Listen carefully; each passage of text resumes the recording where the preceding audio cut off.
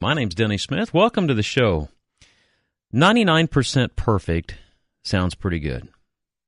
In fact, anybody would say that 99% is about as good as you can get. I remember meeting a physicist once, and we were talking about statistics and how deceiving they could really be.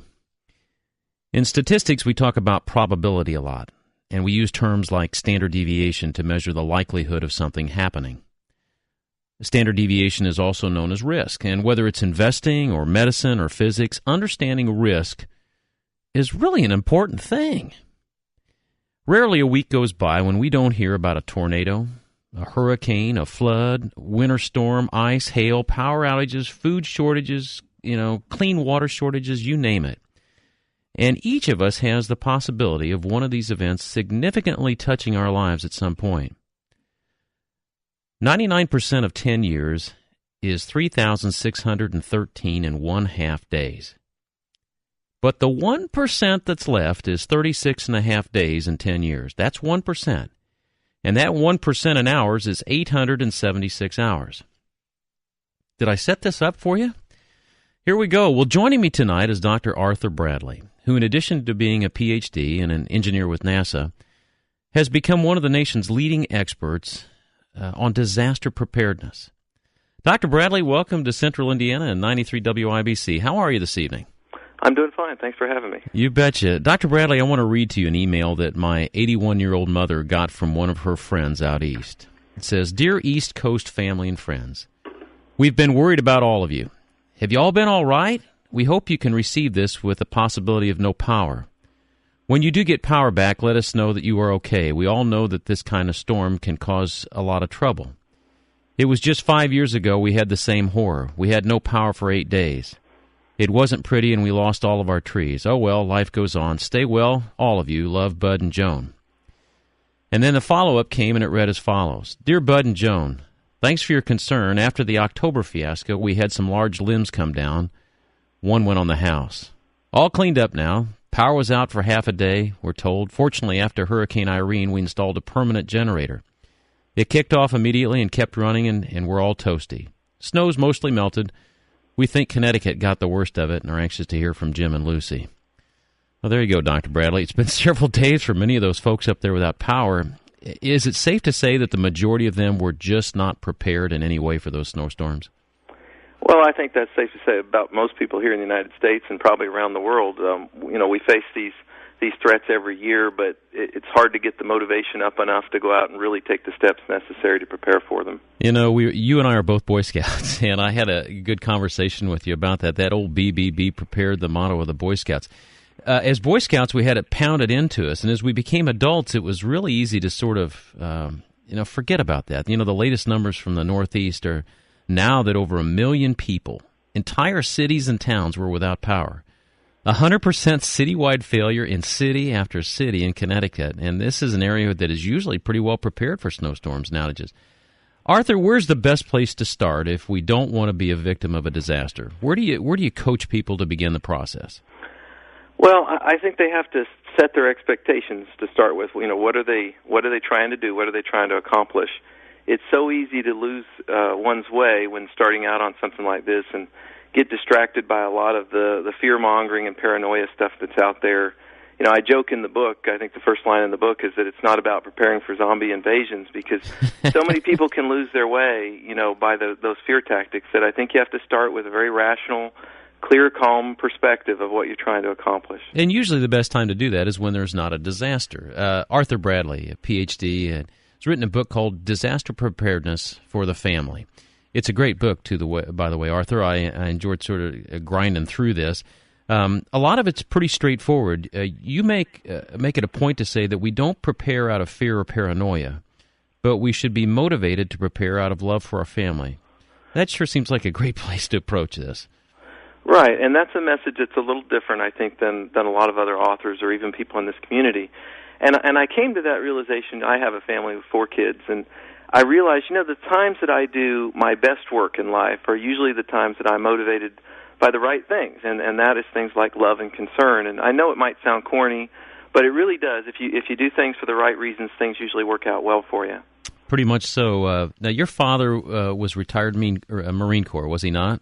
That's right. Did he get you to thinking about disaster preparedness, or was that scouting? Where did you? Is there a gene in the Bradley family for this? I think there probably is. He was Marine Corps guy, and very much into survival, sort of wilderness survival tactics. And I took some of that, but really it was the events of 2001 that really made me take a step back about a decade ago and say, it's time for me to take a better look at what I'm doing to prepare for these types of emergencies. Joining me this evening is Arthur Bradley. He is a Ph.D. He's an engineer. This is a smart guy, folks. He went through Auburn. He was the first guy in 10 years to get through undergraduate and graduate in engineering with straight A's. That's quite an accomplishment, Arthur. We're going to have to give you credit for at least being a smart guy. Is that fair? Well, I appreciate that. Yeah. Who's ultimately responsible for family safety? Is it a city thing? Is it a government thing? Who's ultimately responsible for family safety? No, I'm a big believer that it's the family, and the head of the family in particular is responsible for the safety. I don't think any family is wise to rely on government to come to their aid. Not to say the government won't come to your aid, but they're often late to the party. And so you really have to take that responsibility on your shoulders. When we watched Hurricane Katrina come in, one of my big frustrations is after growing up in Indiana, when something happens in Indiana, everybody pitches in, and I mean everybody. It is law enforcement, it's community, and everybody sort of pitches in. We had a terrible tornado come through on Palm Sunday back in the 60s and 70s, and I remember even our family was 50 miles away from a lot of that, and we were mobilizing forces to get help out to those people. What I saw in Katrina, though, was something I'd never seen before. I just saw people sitting there and saying, where's the government? Where is the government? And those people had a long wait. When you start the process, how do you begin putting together a plan without being obsessive? Because that's where it has to begin, is with you. Right, and it's a very logical process, really. You need a plan, right? That's where you're headed towards, is some kind of a written plan that you develop. And the place that you start is you first identify what you're most worried about, right? And whether that depends on where you live and what your particulars are of your family, but maybe it's hurricanes, maybe it's house fires, maybe it's financial worries. You make a list of the things that really worry you, and then you figure out, step two is you just figure out, well, what are the impacts if something goes wrong here? If a hurricane does hit nearby, what could the impacts be? And then finally, you take some steps to mitigate those impacts. So a very logical process you go through to create this plan. The book, Disaster Preparedness for the Family, I'm assuming that was the whole motivation, was to give people a logical plan to put this together so that they wouldn't have to reinvent the wheel. Yeah, that's right. In fact, I read and reviewed just about every book on this subject because I really wanted to learn what people have taken the time to write. And what I found is that nobody had really sat down and said, if you were just starting with someone who didn't know anything about the subject, how would you teach them to develop a plan? And having worked as a college professor for a number of years, I sort of took to that as if I was trying to give some instruction and gave lots of examples of what plans might look like. Joining me this evening is Arthur Bradley, Dr. Arthur Bradley. He is a Ph.D. He's an engineer. Arthur, what do you normally do? I was trying to figure out what you do. Do you work with robotics, or what is it that you're doing electronically? I'm a jack of all trades, master of none, I like to joke, but I do work with robotics and electronics in particular. I work at NASA Langley Research Center. Okay, I got it. Arthur has written a book about disaster preparedness. We have just experienced one heck of a snowstorm up in the Northeast, and that snowstorm took 1 million people down electrically. There was no power.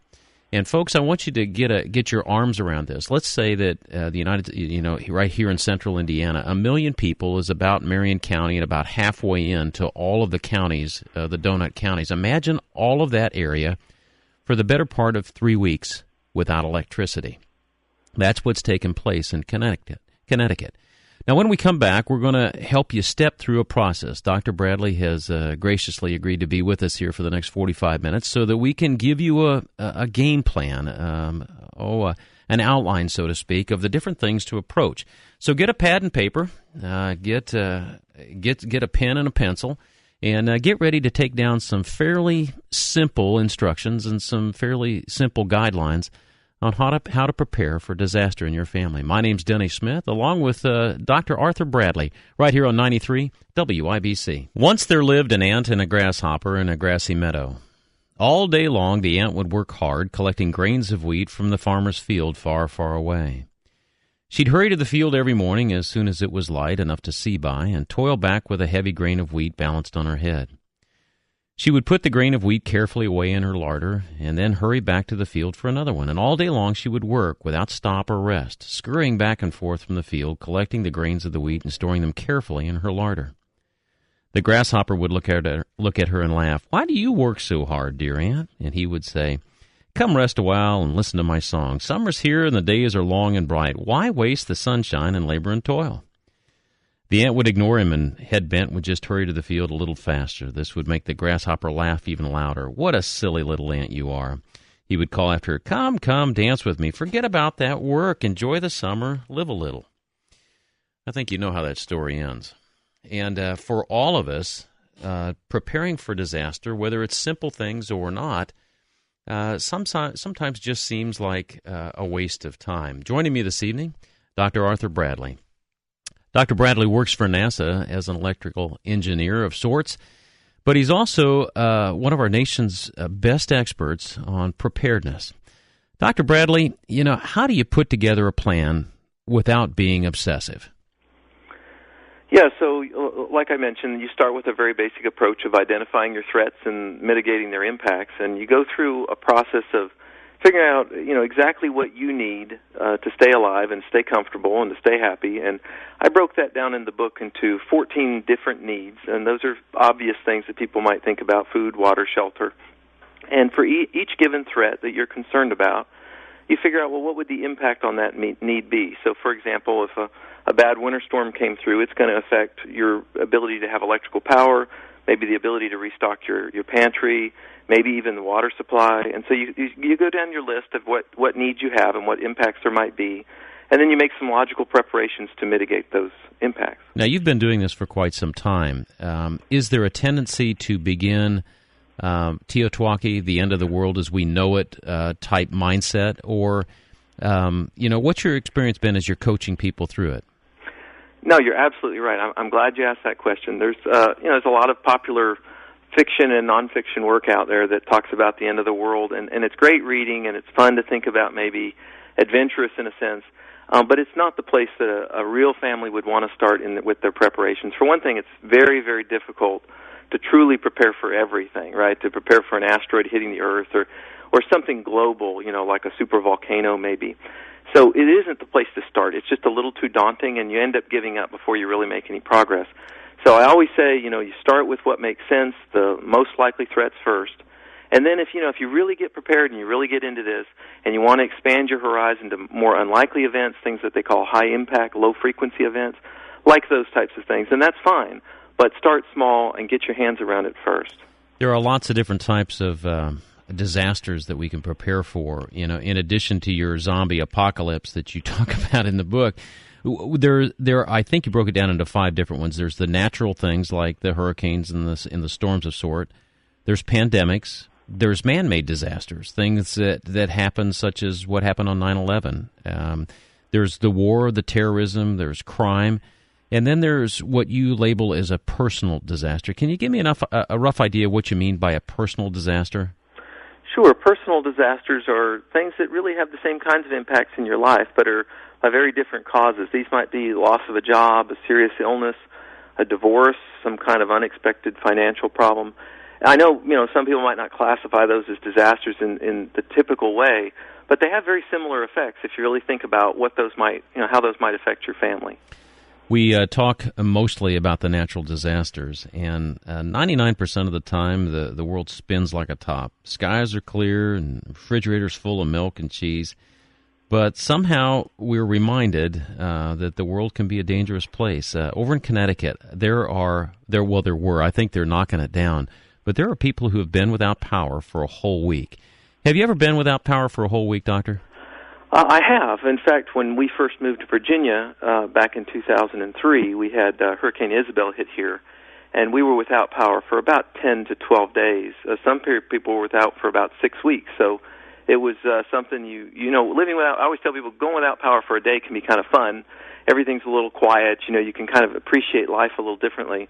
But when you have to do it for an extended period, like a week or more, you realize just how dependent you are on the electrical system. Did you have to evacuate for that storm? We did not have to, but we chose to. It was a very serious storm that hit directly where we live, so we chose to evacuate. And it's sort of a story of things that can go wrong. We barely made it out. In fact, we really almost got caught on the road, which would have been the worst place to be caught. But we did safely evacuate and returned after the worst of it had passed. When you say everything went wrong, what went wrong? Well, I always tell people it's not usually one thing that'll kill you. It's usually a sequence of things going wrong, and that was a case that day. So the hurricane was approaching, and I, not thinking as clearly as I should have, was a little late in getting everybody packed up. But we still had time. But the winds were swirling. You could feel it was in the air, and we got out to the van and tried to start the vehicle, and wouldn't you know it, an otherwise perfect vehicle wouldn't start. Oh, no. So now I have a family of 5 at the time. We had another little pickup truck, but, it only really sat 2 or 3. So we had no choice, though. We pile into the pickup truck, do what we can with our supplies, and head out down the road. And by then, we're now late to getting out, and there are others on the road in the same condition that we're late to getting out. So we're caught in traffic jams, trying to get out of a city that's about to get hit with a very serious storm. Oh, and, man. Your gut starts to tighten up, and you realize you're kind of at the mercy of it now, whether things go right or go wrong. Dr. Arthur Bradley joins us. I didn't know that you'd had a personal experience up front and close. The problem with that, Arthur, is that you're feeling guilty as the father. You're the head of the family, and you're carrying this weight, and you're thinking, oh, my gosh, I got all my loved ones in this pickup truck. Are we going to get out? So where did you end up? When you guys evacuated, did you have a target place to go to? We did. We headed inland to my brother's house, which was up in Charlotte, which was far enough away from the worst part of the storm. All right. So you come back home. Tell me about the condition of the house when you got back. Oh, it was.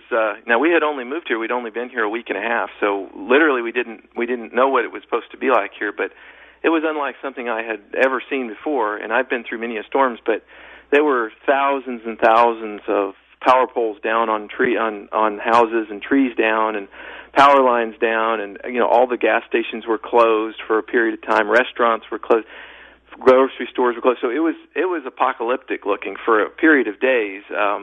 Everybody was just kind of on their own, trying to help neighbors clear, where they can get in and out of their houses safely, and finding any medical needs and getting people to hospitals. It was very serious. How long ago was that, Doctor? That was in 2003. 2003. So we're talking 8 years ago. Had you started the process of disaster planning for your family at that point, or was this sort of a surprise? No, I had started. I was a couple years into it, and it takes a while to really go down this road. I had done a lot of research at that point, but hadn't really started putting it together into an effective plan. But believe me, it doesn't take many things like that for you to feel a little motivation. I guess so. All right, you come back, and you are without power.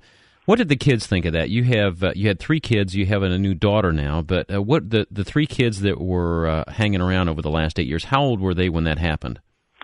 Well, that was 8 years ago. So my oldest was only 5. Okay. The others were a little younger, 2 and a baby. So kids are very robust. Frankly, they can handle many things. What they can't handle is their parents melting down. As long as the parents keep it together, the kids are inclined to believe the world's going to be fine and everything's okay. It's only when, the parents become injured or really become wrought with worry where they can't control that the kids then really have a hard time. All right, so how long did it take you to get power back? Did you say it was about a week? Yeah, we were about 8 to 10 days. 8 to 10 days. All right, now did you have food stored? We did. We had some food stored. Food was not a problem for us, and the water did not get discontinued. In fact, we were lucky we didn't get a boil order, which was nice. So we had the necessities. All right, what about diapers? If you had a baby, did you have diapers? We had some. We didn't, 8 days of diapers is not that many, but we made do. Let's just say we were a little skimpy for a little while. All right, joining me on the phone this evening, and you're hearing firsthand. I didn't know this story when I was talking to you, Dr. Bradley. This is pretty good. Dr. Arthur Bradley, who's joined us this evening to talk about disaster preparedness. He's written this wonderful book called Disaster Preparedness for the Family.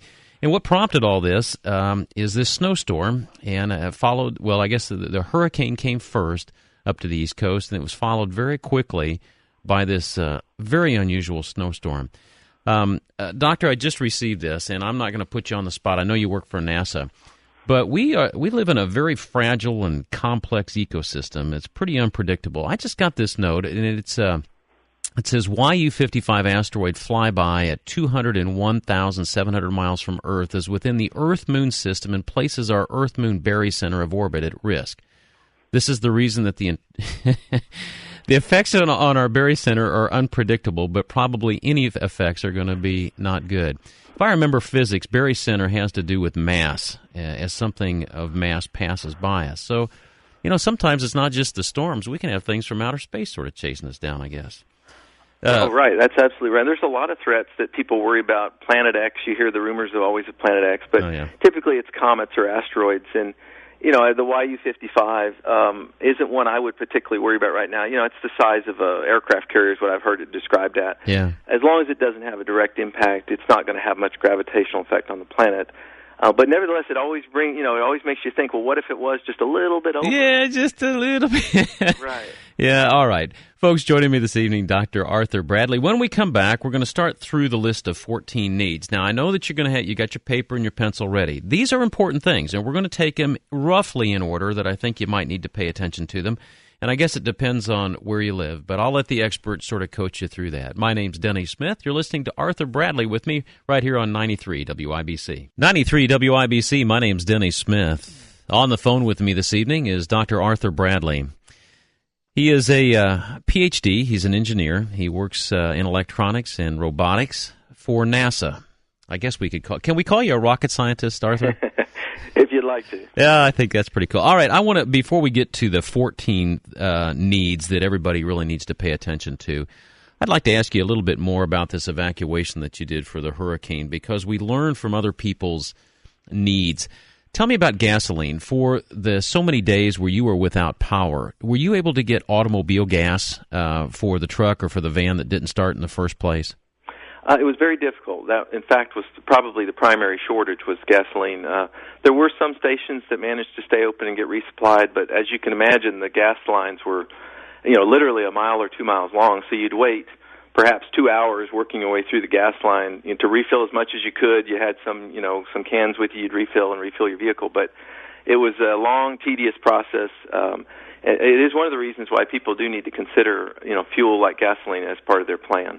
I also, when you say you were gone, you had no power for 8 days.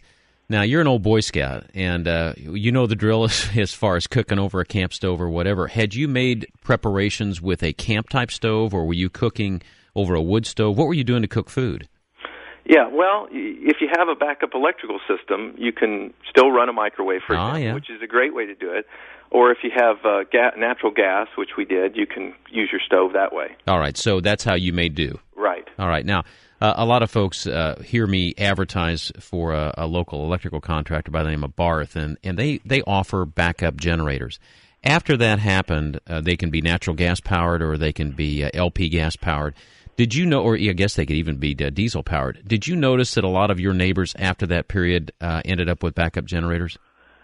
I would love to say that they did, but in fact they didn't. Within a short period of time, people kind of forgot about it and didn't really take any action. Isn't that amazing? I mean, even after going through it, people still sort of take it for granted. I want to ask you one more question before we get into the list. I'm sure you remember Y2K. Oh yes, of course. I remember exactly where I was. Yeah, I think we all did. How do you get people there? I can remember people who went over and above and beyond preparing for a predicted disaster, and it's very easy to become complacent. I remember so many of these predicted disasters, and people were preparing for everything from long-term discomfort to the end of the world as we know it, as was Y2K, and then nothing happens. And a lot of people who did not prepare in any way see this as vindication for not needing to prepare for anything. What do you say to the folks who say, well, nothing ever happens anyway? What do you say to them? That happens a lot. People oftentimes sort of raise their eyebrow or maybe even offer a little snooty whisper if they know you've got, stockpiled some water or some extra food. And you can certainly be viewed as on the fringe, but what I have found is that more and more today, I don't know if it's a grassroots movements or just an awakening. 2011 was like the year of disasters. I mean, there's a lot of statistics that are really quite frightening, but But people are starting to wake up, I think, and realize that, well, that's not so far out there. Even if I'm not taking those preparations, maybe they begin to understand them. But it is true. I mean, people tend to fall into the complacent camp where they always feel like the world's, just everything's going to be fine, and if it's not going to be that bad. We'll be okay. Of course, when it really does fall apart, those are the same people that are on your doorstep, hat in hand, hoping that you're willing to take them in. All right, let's start through your list. You have 14 needs, and I'm going to let you take them in any order you want, but there is one that I want to make sure that you hit, and that is the one on money. 2 years ago, in 2007, 2008, we had this bond machine disaster. And all of my buddies in New York, who were pretty close to the process, told me that we were within 48 hours of our magnetic strips on our charge cards not working, within 48 hours. And I had never in my life dreamed of a financial disaster. So before the evening's out, I want to talk about that one. But let's assume that we're talking about tornadoes or hurricanes, but I don't want to forget the financial side of it tonight. Okay, Arthur? Okay, sounds good. All right, you start off. You've got 14 of them. Which one do you think is most important to begin with? Well, I think you start with the most obvious, which is food, and it's where everybody usually begins when they start disaster preparedness. Now you have to decide, like everything, right? What are you preparing for? And so that dictates what preparations you take. And what I advise most people is to start by storing 30 days of food. And 30 days of food doesn't sound like a lot. In fact, I take more heat for anything else I say than for that one statement, because I think it sounds like a lot. Well, maybe you do. In fact, most people only have about 5 days of food on hand, but many people believe, oh, no, you should store a year's worth of food, for example. My mother, is big into food storage. And that's fine. I say, great, store as much as you want, but a reasonable place to start is 30 days of food. And you can go through a long list of disasters and see that 30 days would carry you through them. If not, maybe not through the entire disaster, at least to the point where relief agencies had gotten involved and supplies were more, available. So I say start there. As far as what you store, there's a tendency for people to go out and buy survival food, is what I call it. They could be freeze-dried foods, or they could be maybe military rations or other things that are sort of in that category. And if that's what you want to store, fine. But I tend to live by the store what you eat and eat what you store. So if I normally eat certain kinds of foods, that's what I'm going to keep a stock of. Bravo. That way my family's not under that much more stress when we have to break out something, that they're all like, oh, this is terrible, So we store what we eat, what we store, and 30 days is not so difficult. You do have to find a little room in your home, maybe a closet. We use our closet under our stairs, for example, for our pantry. And you don't rely too heavily on any frozen or refrigerated foods, because unless you have a really solid electrical backup system, you basically have to plan that you're going to lose that within a few days. All right. Now, the 30 days that you have, are you rotating stock? It sounds to me like these are just normal food that you would use. So are you just sort of rotating your stock through that? Yeah, that's right. You just put the newest to the rear, and everything slides forward. And, nearly everything is fresh 30 days later. And sure. So, besides the normal things of milks and cheeses and things and breads. All right, so number one on your list was food. What's number two? Number two is water.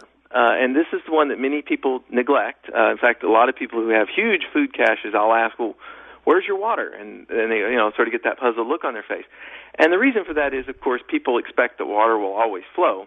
But there's lots of cases where, especially during floods or freezes, where you lose your water supply, or at least it becomes contaminated. Yeah, Arthur, I'm laughing because I'm a plumber's kid, and I'm a master plumber, and I will tell you this. It's been my experience that when disaster hits the home, that people will put up with sewage up to their knees, they will put up with no water, but the two things that the normal American family will absolutely go through the roof if they don't have is no hot water and no air conditioning. They'll put up with no heat, but they won't put up with no air conditioning. Yeah, that is funny. But water, heck, they could go for months without water as far as they're thinking. Now, do you talk about water filtration as far as the clarity of the water or the purity of the water? Yeah, absolutely. I spend quite a bit of time in the book. I did a lot of research on different purification methods, from boiling to using purifiers to chemical treatments like iodine and so forth. And I compare those in the book. And you can go down any one of those paths you'd like, sort of fitting on what you think the threat is, and there's some costs associated with it. In my home, for example, we have a real nice water purifier that I'm confident that if something gets in the water supply, it will remove it and it will be safe to drink that water. That said, I also keep a stockpile of water in the garage in a little polyethylene tank, about 150 gallons, just in case the water supply is lost. We have enough to make it about, a couple of weeks on that water supply to give us some time that other people, might not would have. Are you on a sewer system or are you on a septic system where you live? No, we're on a sewer system. You're on a sewer system. So as your second favorite plumber in the whole world, I will tell you that you can flush a toilet on about 1.5 gallons of water. You should be able to do that. All right, so we've got food and water. Real quick, what's number 3? Well, number 3 is shelter. So these are sort of the cornerstones, right? Food, water, and shelter. All right. And shelter's your home, your apartment, your mobile home, wherever it is you're living in. And there's lots of aspects to this depending on the threat, right? But if it's a high wind threat, then maybe you need to put some special shoring up of your shelter to withstand those winds. Or if it's, more conventional threats, a lot of time it's just about maintaining your home properly and not putting off things that you probably should have taken care of until the water starts coming down through the roof, at the most inopportune times. And I've had that happen more than once. Or leaky windows or other things that really become problematic and expensive if you hadn't taken care of them ahead of time. The other 2 things I'll mention about shelter that fall into this, the most important thing to prepare for, period, bar none, is for a house fire. House fires kill more Americans than all natural disasters combined. So if people take nothing else away from our conversation, it should be that they really need to give house fires consideration in preparation for their home. That means all the normal things that you think of, but put in the right fire detectors, have a way out of your house, make sure everybody can safely evacuate and regroup, all those things, because 1 out of about every 4 or 5 families is affected by a house fire in some time. So anyway, so that's very important, house fire preparation. All right. Dr. Arthur Bradley joins me this evening. As you can tell, he could probably coach safety merit badge for every Boy Scout alive. He is joining me to talk about a book that he's written called Disaster Preparedness. So many of us watch it, we see it on television, and we think it's never going to happen to us. 99% of the time, that's probably true. But the statistics of probability and possibility, Arthur, you've been through one. Have you been through more than one of these? More than one hurricane? Yeah. Well, of course, we had Hurricane Irene come through just not long ago, right on the heels of an earthquake. We had an earthquake, and a few days later, a hurricane hit. We were wondering about that, but that hurricane actually was, it was not nearly as bad as Isabel. So these are the 2 hurricanes I've been through. But we have been through lots of things, from house fires to tornadoes. I used to live in Alabama, so we had, every single year, a summer full of watching the radio and running to shelters, and so we've experienced our share. All right, Dr. Bradley, when we come back, we've got 14 things on this list. We've only hit 3, so we've got a little bit of work to do. Dr. Arthur Bradley joins me. Disaster preparedness for your family. My name is Denny Smith, along with Arthur Bradley, right here on 93 WIBC. Thank you, Stever. Many of you have already heard our news department report the helicopter crash in Noblesville in the Sagamore Housing Edition. Sagamore Housing Edition actually has a landing pad in and around the area where this copter went down. From the pictures that I can see, it went down in a cornfield. But about 6:15 this evening, Noblesville Fire Department responded to a report of a helicopter crash. The helicopter was a Eurocopter, the EC-130, so that you know the difference in the copters. When the tail rotor is completely enclosed and it looks like a fan instead of an exposed rotor, those are the Eurocopters. They're very stable. They're great aircraft. But the helicopter left Fort Wayne, Indiana earlier this afternoon, and their destination was Indianapolis. But the pilot and all 5 passengers survived the crash, sustaining only minor injuries. The Noblesville Police Department has contacted the FAA to assist in the investigation of the crash, and we'll hopefully find out what caused it. But joining me this evening, talking about other types of disasters, is Dr. Arthur Bradley. Dr. Bradley, when you did the go, no-go decision when the hurricane came through, what did you load into the van when you left? Did you do food, water, and shelter, or what did you put in the truck or in the van when you were leaving? Yeah, so we had the van loaded up with lots of supplies of all sorts, from flashlights to a small water container to some basic food supplies and things. What we found was, of course, when we couldn't take the van, we were at that point having to sort of hurry. We tossed over only the absolute must-haves in the back of the pickup truck, and that included a large gas can and some large water jug, and we basically headed on some extra blankets in case we got stranded. We didn't have a whole lot with us at that time. Did you have to use that gasoline, a 5-gallon or 10-gallon gas can? Did you use that along the way? We did not. We were close. There was a lot of traffic, so it was hard to get out of town. It did take some time. We were thankful that we had it, but we actually made it to my brother's house without having to use it. You know, I'm so glad that you have been through one. I know that sounds terrible that you've been through trouble, but it gives this so much more credibility because you've lived it. And as you're coaching people, you've told them food, water, and shelter are the three most important things they need to worry about. Having gone through that, then you certainly become so much more credible. Now, there's 11 other things on this list. What comes after food, water, and shelter? Right, so those three are the cornerstones. That's where everybody starts. The others can be in sort of different order, but I like to talk about light next, and that's where people think about flashlights, for example. We could spend an hour talking about flashlight technology, but everybody in the family, certainly everybody in my family, has their own flashlight, a dependable flashlight. I like the new flashlights, LED flashlights, because they last much longer on a set of batteries. There's also lanterns and lamps, which I recommend for area lighting for homes. If you have children or pets that are indoors, I always say, don't get fuel-burning lanterns because people can knock them over. It does cause a lot of fires. I forgot all about the pets. Oh, we're going to talk about that because I'm thinking about women and children first. I forgot about, Annie the Wonder Dog. So. Right, the special needs of pets and women and children, those with medical issues, certainly something we could talk about. Cool. So beyond light, so that's number 4. The next one might be electrical power. I'm just thinking of the order in which people think about things.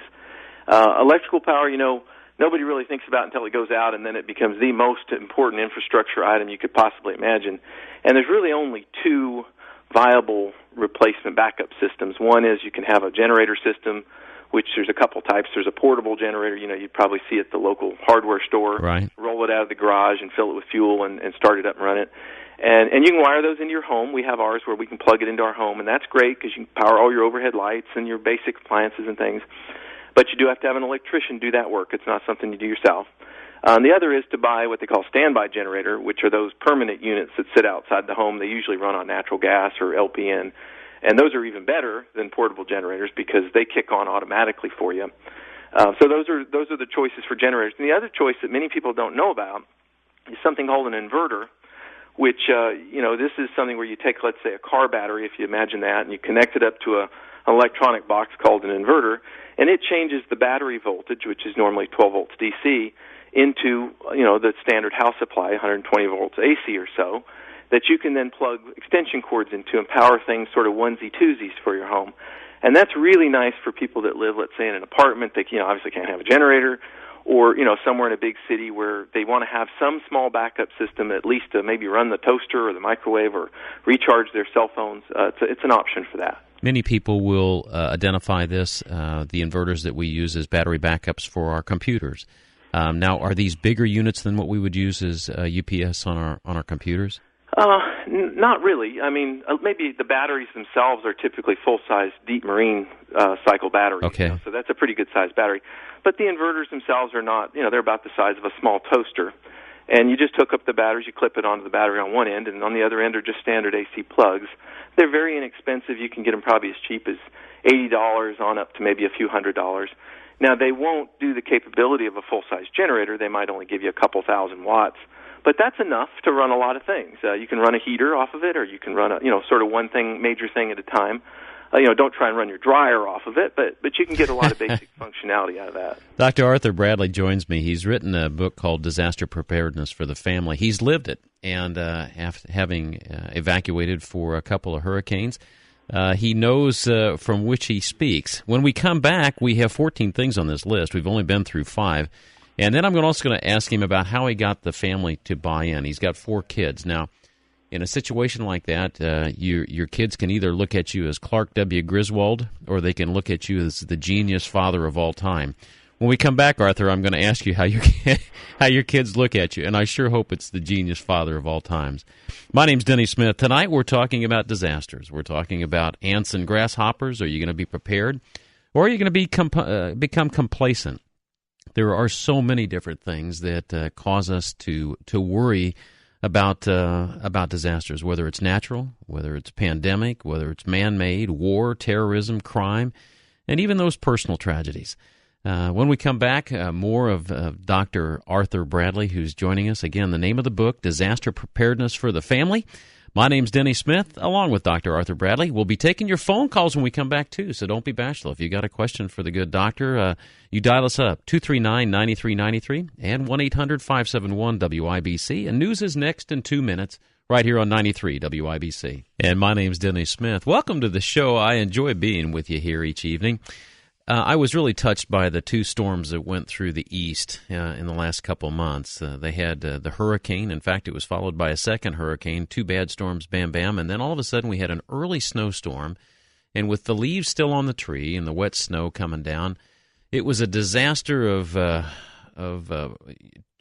terrible proportions in that over 1 million people in Connecticut lost power. Joining me this evening is an expert on disaster preparedness. In fact, he's written the book, Disaster Preparedness for the Family. His name is Arthur Bradley. Arthur, once again, I appreciate you taking time out of your day to be with us. Now, in your own family, I've been waiting to ask you this question, and I hope you'll take it in the vein that I'm asking you. Do they see you as a whack job, as a Clark W. Griswold, or do they really buy into what you're doing here? No, my kids are definitely on board. I wondered about that as well when I first got into it and started writing the book. But they came up through it as they've grown older. They've seen me change and adapt and pull together our family's plan. And in fact, they'll point out a lot of times, when the latest hurricane came through, they'll come and report to me. Well, the neighbors they didn't go out and resupply, or they'll go to give me the scoop on things. And so they're very much on board with me. You know what? The East Coast has really taken a hammering. If you think what the probability, there's always the possibility, but the probability when we look, you guys must be in the fourth or fifth standard deviation of these things. Possibility. But you've just been hammered again and again and again. I'm glad you're holding up so well. One thing, real quick, when you assign a flashlight to your kids. Do you tell them anything? Do you give them to them with lanyards? What's the responsibility for the child when you give them something like that? Right. So in terms of flashlights for kids, now I don't recommend going out and buying $200 flashlights for your kids because they tend to lose them or break them. But I always recommend highly visible LED flashlights, that are fairly rugged, and I put them on a lanyard with a whistle. My kids carry a whistle when times are tough. So that if push comes to shove and we were to get separated or somebody were to get trapped in some way, they could, always call for help with the whistle. And they know the golden rule, which is when you're in trouble, you stay put and you blow your whistle. I will tell you a story.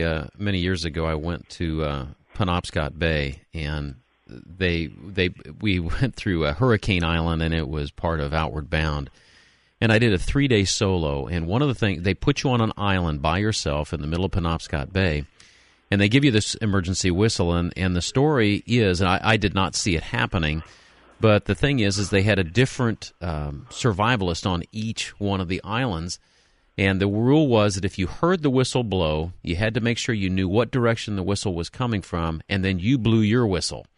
And so the story is that when somebody got in trouble, somebody had fallen, I guess, 2 years earlier, and they'd fallen on their island and broken their leg, and they started blowing their whistle, and sure enough, there was this whistle tree from island to island to island, and finally the boat started coming, and you're just supposed to point to where you heard the whistle, and pretty soon they tracked down this girl who had fallen and broken her leg. So those emergency whistles are everything they're meant to be. They're pretty cool. All right, we've got food, we've got water, we've got shelter, light, electrical power. What's next, Arthur? Right, and given for time here, I'll probably go through the last ones a little quicker, but the obvious next one is heating and cooling, and like you said, people oftentimes consider cooling to be a critical need. They get hot in the summer and they can't live without it kind of thing, but really it's heating that's more important, and the advice is very common sense. You have plenty of blankets, always plan for the worst possible weather, and have enough for your neighbors. And then, there's emergency heating sources like propane heaters or a wood-burning stove and that kind of thing. Okay. Beyond that is air. Many disasters don't affect your air, but understanding how respirators work, for example, even the disposable respirators, what they're good for example, whether it's worry about a pandemic or, back in March of this year. Are you talking about a gas mask, Arthur? Well, that's a type of respirator. Okay. I'm actually talking about, there's a whole span of them, but the cheapest ones are sort of the disposable. People think of them as dust masks, but they're actually N95 respirators, what they're called, and they'll help you through certain things. And the times when those come up, it's rare that you have an air event, but when you do, having some kind of a protection device becomes critically important. The events that happened in Japan is a classic example of that, when the nuclear event happened in Fukushima, where a lot of people on the West Coast became very frightened about the radiation that was coming towards the coast. And I got hundreds and hundreds of emails from people worried about that, and we talked about the dangers of radiation and what kind of protection you could do. Arthur, I'm gonna interrupt you for just Sure. 1 second. We've got a caller, and it's a very interesting question. We're halfway through our list, folks. We've got food, water, shelter, light, electrical power, heating, cooling, and air. Now we've got a caller here, Arthur. This is pretty interesting. Hey, Kevin, how are you? Good evening, Denny. Good evening, Arthur. You've got a question for Arthur. What's your question, Kevin? Well, I too like to, fantasize with the word about zombies and zombie apocalypse. But the real reason why I do that is because in a disaster situation, my biggest concern would be other people. And really, the zombie fantasy is kind of like really how to fend off against other people. And I was wondering if that is one of your 14, and if so, how? All right, let's take a look here. Arthur, that's a good point. If you're the only one who has made any preparations, if you're the only ant and everybody else is a grasshopper, do you worry about threats from other people? Oh, yeah, absolutely. It's a very fair question. In fact, I hadn't heard it said that way, where maybe the zombies are kind of a corollary for really humans that are sort of stepping out of their normal role. But that's a very fair assessment, right? And so what do you do? Personal protection is certainly one of those 14 needs. And every family is different, and every person's value system is different. I'm a big believer that we live in a country where there's about 300 million guns or so, hundreds of millions of guns.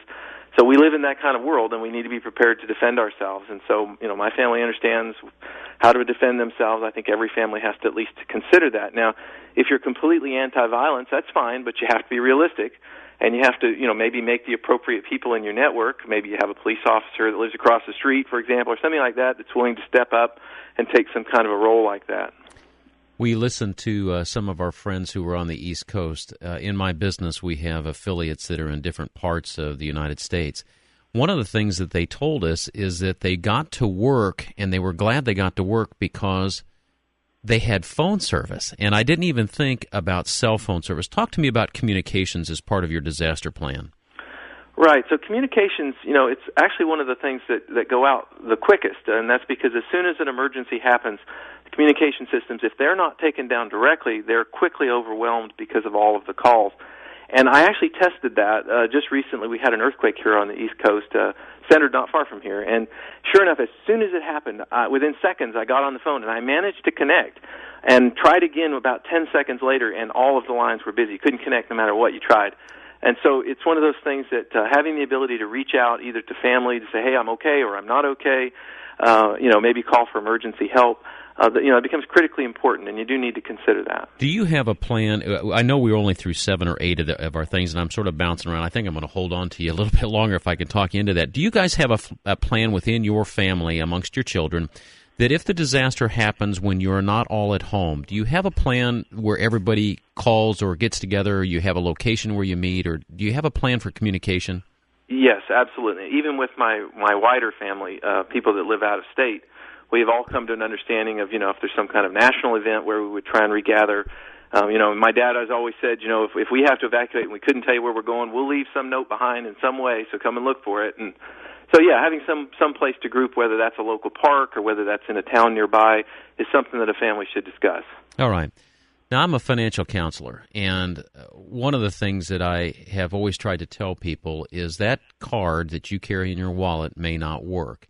More than that, I try to teach people to use cash to buy things because they're a little bit more frugal when they use cash. Putting out 4 $20 bills is so much more aware than just signing a ticket for $80 with your charge slip. How important is preparing for financial issues in events like this? Oh, I think it's critically important. It's often left out of these type of books because, it doesn't fall into the natural disaster type realm. But I'm not a financial expert. I'm just living a normal life and trying to manage my own resources. But I try and give some reasonable advice in the book in terms of, before you try and solve the country's problems, you really have to solve your own problems and adopt some right practices. And certainly that idea of, not living off your charge card, sort of living off borrowed time, if you want to call it that, is very important.